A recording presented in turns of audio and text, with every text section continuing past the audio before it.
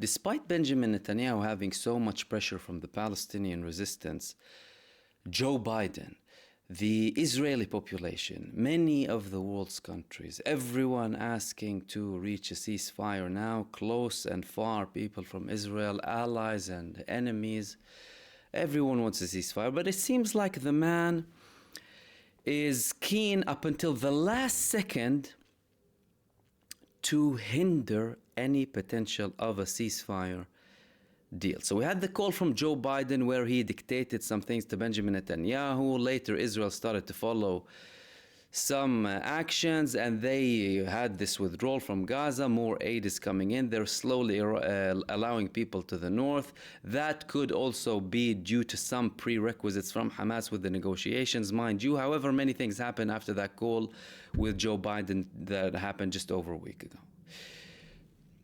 Obviously, there's negotiations going on, but they're following some of these demands from Joe Biden, but the guy doesn't mean like he's going to reach a ceasefire deal anytime soon, particularly with what he's doing with Qatar. Now, Qatar's been always a very important contributor in de-escalating between the Palestinians and Israel. They played a massive role ever since 2006, really, early 2000s, in de-escalating and reaching deals. They have a good relationship with Hamas, they have a good relationship with the US, and they have a relationship that's not so great, but a relationship with Israel. Now, Ynet, the Israeli website of the Israeli newspaper Yediot Ahronot, reported that Qatar is considering stopping mediation. They reported the Prime Minister of Qatar, Mohammed Al Thani, said this evening, Wednesday, that his country is re-examining its role as a mediator between Israel and Hamas for a deal that will lead to the release of the 133 abductees from the Gaza Strip, since the position is being abused by certain politicians for their own private interests. He means Benjamin Netanyahu. Solely Benjamin Netanyahu. He's the politician who's hindering everything, really, for his own interests. We've had a lot of criticism coming from Israel against Qatar in the past few months, many of them calling them Hamas supporters. They finance Hamas, they support Hamas. Excuse me. They mediated between you and Hamas previously, with your full knowledge, with your full consent. The Qatari money that went into Gaza, alongside other money that came into Gaza previously, was well known by Israel and was approved by none other than Benjamin Netanyahu himself as part of the deal that he reached with Hamas. So what's so surprising now that all of a sudden you're calling Qatar a Hamas supporter? How long were Hamas in Qatar for? They've had their political bureau office for over 10 years now. Almost immediately after they went out from Syria. And you've been dealing with Qatar ever since. You know the dynamics of everything very well. And you know that the US administration, which is very important when it comes to the mediation and trying to reach a solution, although we wished they were not really, but that's the case. They're the country that enables this genocide, and in many cases worse than Israel in terms of genocide and crimes against humanity. But hey, that's the situation. You know it's a three-way party.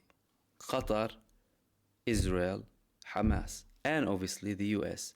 The US is happy for Qatar to have Hamas in Qatar in terms of the political bureau of Hamas to mediate, to reach deals, similarly to how they had some of the Taliban offices in Qatar previously.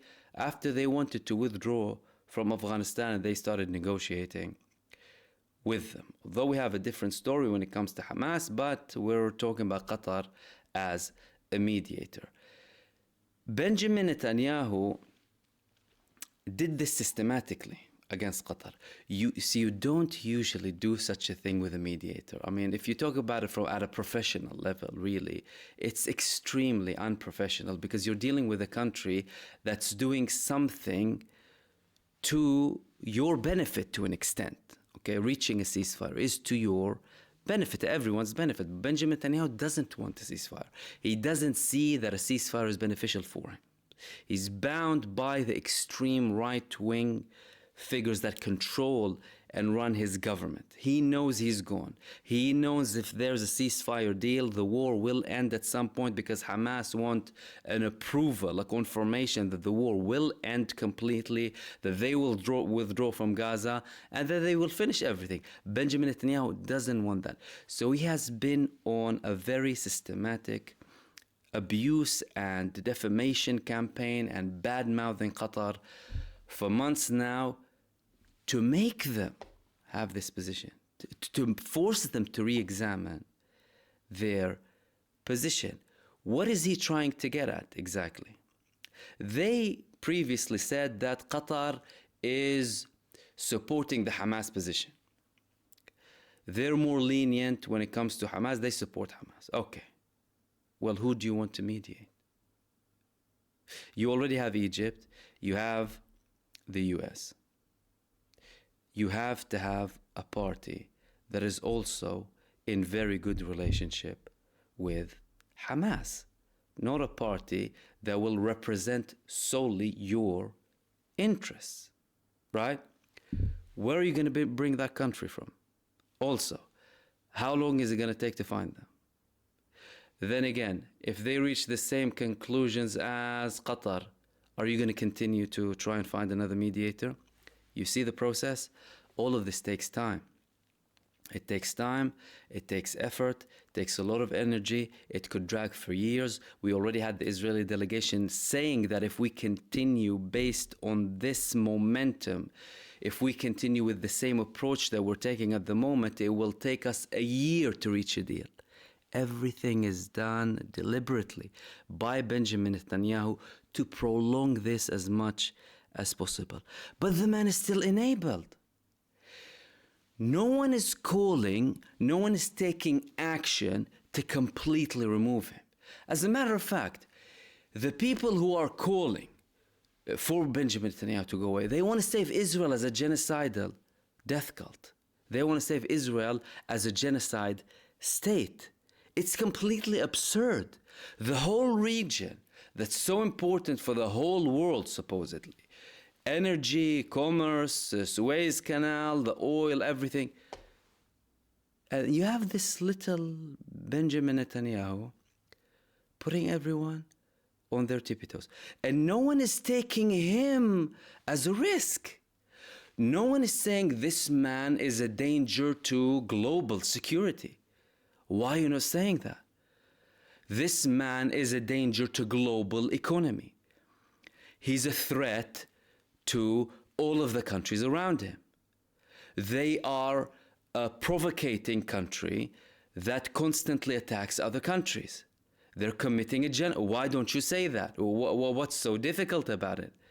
And do you want it to reach a level where everyone will be pushed into a World War III, specifically after this threat from Israel to attack Iran again, after they legitimately reacted and retaliated to an illegal terrorist attack against their consulate. So Benjamin Netanyahu, with this attempt, is only trying to prolong the negotiations as much as possible. The Qataris haven't decided yet if they're going to completely move away, but they could be also sending this as a signal to Benjamin Netanyahu that there's so much you can mess about and delay the negotiations.